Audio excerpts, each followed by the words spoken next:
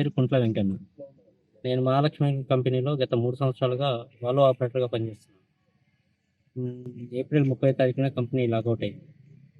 Lockout అయిన దానికి సంబంధించి మాకు లోకల్‌లో ఉన్న వ్యక్తులందరినీ డ్యూటీ నుంచి నిలిపివేయడం జరిగింది.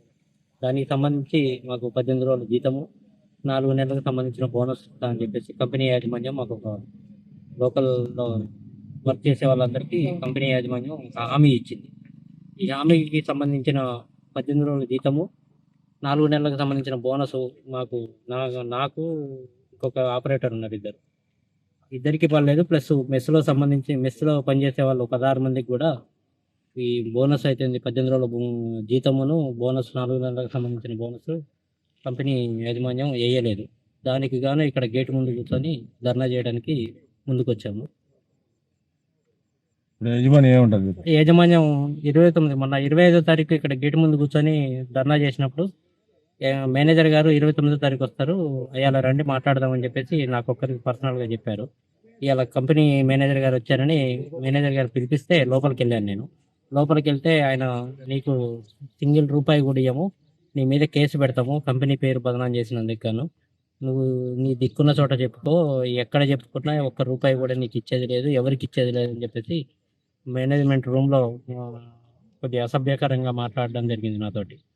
అలా జరిగినందుకు గాను నేను బయటకు వచ్చి మా వాళ్ళందరినీ పిలిపించుకొని ఈ గేట్ ముందు ధర్నా చేయడానికి సిద్ధపడ్డాను.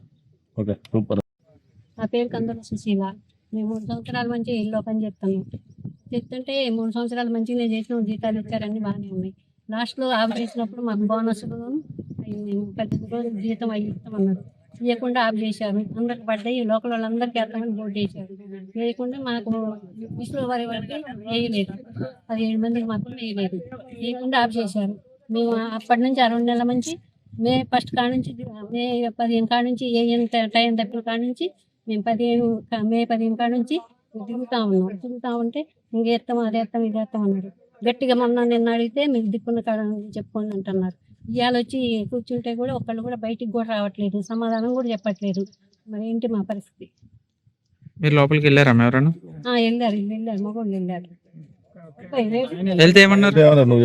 అదే ఆయన వెళ్తే అదే దిక్కున్న కాడ చెప్పుకోండి అని చెప్పి అన్నారు. ఒక్క ఆయన పోతే ఆయన బాగా మాట్లాడారు.